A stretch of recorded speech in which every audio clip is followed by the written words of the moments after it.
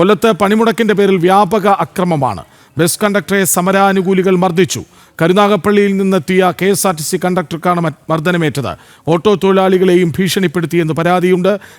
യാത്രക്കാരെ സമരാനുകൂലികൾ തിരിച്ചയച്ചു. കൊല്ലം കുന്നിക്കോട് സ്വകാര്യ പണമിടപാട് സ്ഥാപനം സമരാനുകൂലികൾ അടപ്പിച്ചു. പത്തനാപുരത്ത് ഔഷധിയുടെ സബ് സെന്റർ അടപ്പിച്ചു. തെക്കൻ ജില്ലകളിലേക്കുള്ള മരുന്ന് സംഭരണശാലയാണ് അടപ്പിച്ചത്.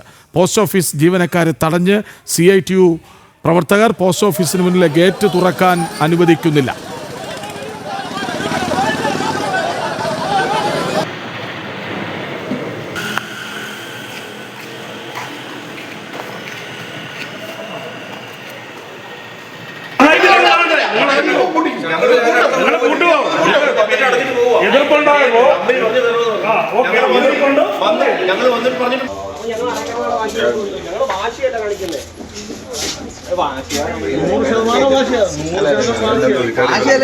പുറത്തോട്ട് ഇറങ്ങും മിസ്റ്റർ. ഇവിടെ ഉള്ള സമയങ്ങളുണ്ട് അടച്ചാണ്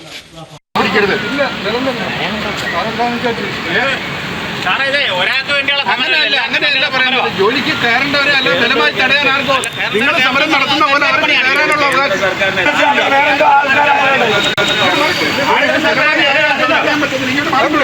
ഇങ്ങോട്ട് മാറിക്കൊടുക്കാൻ ഇങ്ങനെ മാറിക്കൊടുക്കുന്നു. അല്ലാതെ നിങ്ങൾക്ക് ബലമായി എവിടെ ഇത് അവകാശമില്ല. കയറേണ്ടവർക്ക് കയറാനുള്ള അവകാശമുണ്ട്. നിങ്ങൾക്ക് അതിന് തടയാനുള്ള തൊഴിലാളികളാണ്. ഞാൻ പറയുന്നില്ല അല്ലല്ലോ, അവിടെ കയറി അത് അവർക്ക് ബോധ്യപ്പെടണ്ടേ. അല്ലാതെ നിങ്ങൾ കയറി അവരെ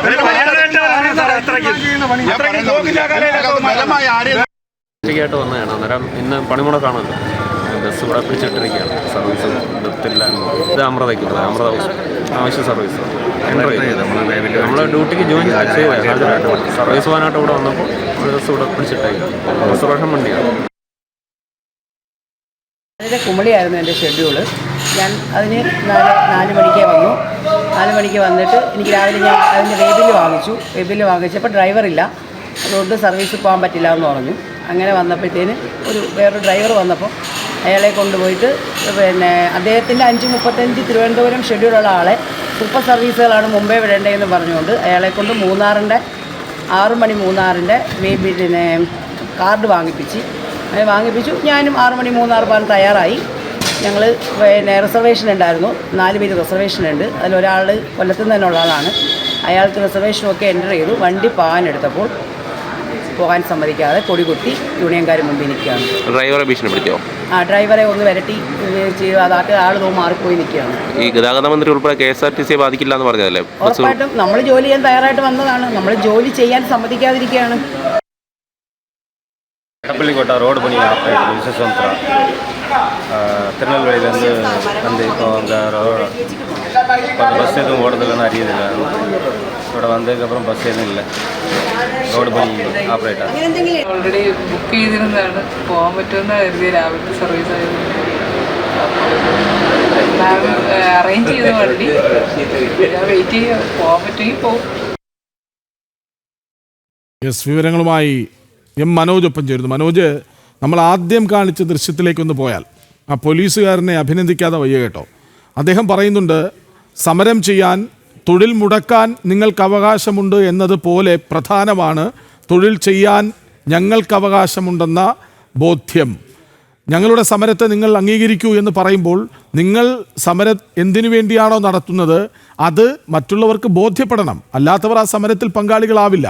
അതുകൊണ്ട് ജോലി ചെയ്യാൻ അനുവദിക്കൂ എന്ന് കൃത്യമായി പറയുകയാണ് ആ പോലീസുകാരൻ. കൊല്ലത്ത് CPM-ന് കുറച്ചൊക്കെ ശക്തിയുള്ള ഒരിടമാണ്. അതുകൊണ്ടാവും ഈ ആഭാസം ഒക്കെ നമ്മൾ കാണേണ്ടി വരുന്നത്, അല്ലേ മനോജ്? രാവിലെ തന്നെ ഈ CITU പ്രവർത്തകരെത്തി ഗേറ്റിൽ കൊടി സ്ഥാപിച്ചുകൊണ്ട് അവിടെ എത്തിയ ജീവനക്കാരെ ഗേറ്റ് തുറക്കാൻ അനുവദിക്കാതിരുന്നു. അതായത് കൊല്ലത്തെ ഹെഡ് പോസ്റ്റ് ഓഫീസിന് മുന്നിലെ ഗേറ്റാണ് CITU-വിന്റെ ജീവനക്കാരെ ഈ യൂണിയൻ ആളുകളെത്തി അവിടെ തടഞ്ഞത്. ജീവനക്കാരൊക്കെ തന്നെ പുറത്തു നിൽക്കേണ്ട ഒരു സാഹചര്യമുണ്ടായി. പിന്നീട് അവർക്ക് ജോലി ചെയ്യണമെന്നുണ്ട്. അതുകൊണ്ട് തന്നെ അവർ ആ ഗേറ്റ് തുറക്കാൻ ശ്രമിക്കുമ്പോൾ അവരോട് ബലപ്രയോഗം നടത്തുന്ന ഒരു രീതിയിലേക്ക്, അതായത് ഈ ജീവനക്കാർക്ക് നേരെ ഒരു കയ്യേറ്റ ശ്രമം ഉണ്ടാകുന്നു. അപ്പോഴാണ് പോലീസ് അവിടേക്ക് എത്തുന്നത്. പോലീസ് എത്തി കൃത്യമായി സമരക്കാരോട് പറയുന്നുണ്ട് അവർക്ക് ജോലി ചെയ്യാനുള്ള ഒരു സംവിധാനം ഒരുക്കണം. കാരണം അത് അവരുടെ അവകാശമാണ്. അവർക്ക് ജോലി ചെയ്യാൻ വന്നിട്ടുണ്ടെങ്കിൽ അവർക്കതിന് താല്പര്യമുണ്ടെങ്കിൽ അവർ ചെയ്തോട്ടെ എന്നുള്ള കാര്യമാണ് പോലീസ് ഉദ്യോഗസ്ഥൻ വരെ പറയുന്നത്. പക്ഷേ സമരാനുകൂലികൾ അതിന് സമ്മതിക്കുന്നില്ല എന്നുള്ളതാണ്. കൂടുതൽ ആളുകൾ എത്തി അവരെ, അതായത് ഗേറ്റിന് മുന്നിൽ ഈ സംസ്ഥാന നേതാക്കളടക്കം എത്തി പിന്നീട് ഒരു സംഘർഷഭരിതമാക്കുകയായിരുന്നു. അവിടെ ആർക്കും തുറക്കാൻ അനുവദിക്കില്ല എന്നുള്ള ഒരു ചുട്ടൂരമൊക്കെ അവിടെ ഇട്ടു.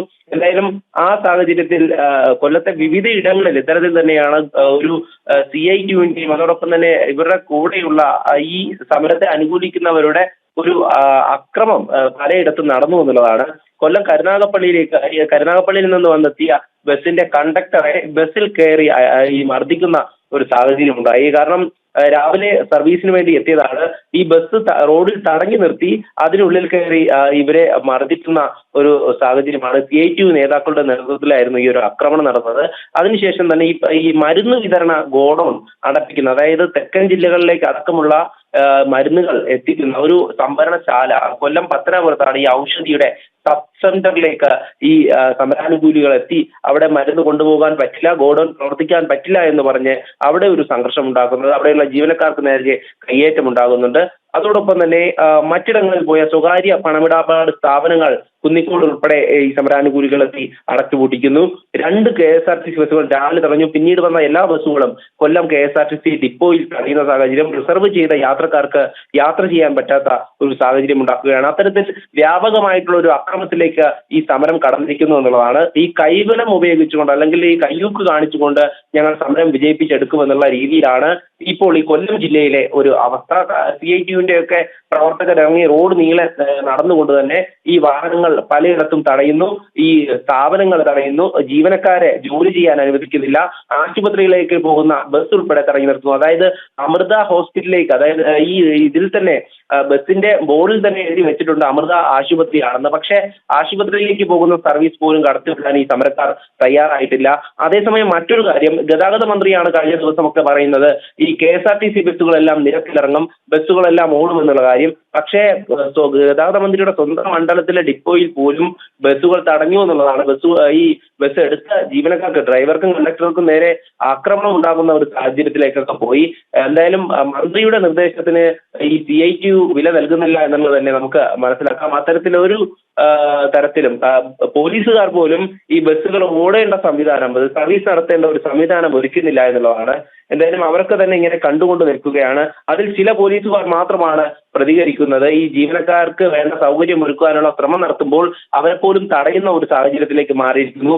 വ്യാപകമായി അക്രമം ഉണ്ടാകുന്നു എന്നുള്ളതാണ്. കണ്ടക്ടർമാരെ അടക്കം മർദ്ദിക്കുന്ന സാഹചര്യത്തിലോട്ട് കാര്യങ്ങൾ നീങ്ങുന്നു. സമരം ഒരു കയ്യാങ്കളിയിലേക്ക് മാറുകയാണ്. കൃഷ്ണരാജ്. മനോജ്, മറ്റൊരു കാര്യം കൂടി നമ്മൾ എടുത്തു പറയേണ്ടതുണ്ട്. അതായത് തെക്കൻ കേരളത്തിലേക്ക് മരുന്നെത്തിക്കുന്ന പ്രധാനപ്പെട്ട സംഭരണശാലയിൽ ചെന്ന് അടയ്ക്കട എന്ന് പറയുകയാണ്. അപ്പോൾ അവർ പറയുന്നു ഇത് മരുന്ന് വിതരണം ചെയ്യുന്ന സ്ഥാപനമാണ്, അതിന് മരുന്ന് ഇവിടെ അല്ലല്ലോ ആളുകൾ വന്ന് വാങ്ങുന്നത്, ആശുപത്രിയിലല്ലേ എന്ന മണ്ടൻ ചോദ്യമാണ് തിരിച്ചു ചോദിക്കുന്നത്. തീർച്ചയായും അത്തരത്തിൽ, അതായത് ഏത് തരത്തിൽ പ്രവർത്തിക്കുന്ന സ്ഥാപനമാണെന്ന് അറിഞ്ഞാൽ പോലും അത് സമ്മതിച്ചു കൊടുക്കാൻ അല്ലെങ്കിൽ അതിനെ പ്രവർത്തിക്കുവാൻ വേണ്ടിയിട്ടുള്ള ഒരു തരത്തിലുള്ള ഒരു സൗകര്യം ഒരുക്കാനോ അവിടെ എത്തിയിട്ടുള്ള ആളുകൾ തയ്യാറായിട്ടില്ല. ഈ സമരാനുകൂലികളാണെങ്കിൽ മരുന്ന് വിതരണശാലയാണെന്ന് അറിഞ്ഞിട്ടും അവിടെ പ്രതിഷേധം സംഘടിപ്പിക്കുകയാണ്. അവിടെ എത്തി ജീവനക്കാർക്ക് നേരെ ഒരു കയ്യേറ്റ ശ്രമം ഉണ്ടാവുകയാണ്. എന്തായാലും ആശുപത്രികളിൽ ഈ ഒരു സാഹചര്യത്തിൽ മരുന്ന് ലഭ്യത വളരെ കുറവാണ്. ഈ ഒരു അവസ്ഥ നിലനിൽക്കുമ്പോൾ ഈ മരുന്ന് വിതരണശാലകൾ ഉൾപ്പെടെ ഈ പണിമുടക്കിന്റെ പേരും പറഞ്ഞ് അടച്ചുപൂട്ടുന്ന ഒരു സാഹചര്യം ഉണ്ടായത്. ഈ പല ആശുപത്രികളിലും നമുക്കറിയാം, ജില്ലാ ആശുപത്രികളിൽ ഉൾപ്പെടെ പോകുമ്പോൾ അവിടെയുള്ള രോഗികൾക്ക് മരുന്ന് ലഭിക്കുന്നില്ല എന്നുള്ള കാര്യം അവർ പലതവണ പരാതിയായി ഉന്നയിച്ചിട്ടുള്ളതാണ്. ആ ഒരു സാഹചര്യം നിലനിൽക്കുമ്പോഴാണ് ഈ പണിമുടക്കിൽ, അതായത് മരുന്ന് വിതരണശാല അടയ്ക്കാൻ പോകുമ്പോൾ അവർ പറയുന്നുണ്ട് ഇത് കൃത്യമായി മരുന്നുകൾ തെക്കൻ ജില്ലകളിലേക്കൊക്കെ മരുന്നുകളിൽ എത്തിക്കേണ്ട ഒരു സ്ഥാപനമാണ്, ഈ ഔഷധിയുടെ സബ് സെന്റർ ആണ്.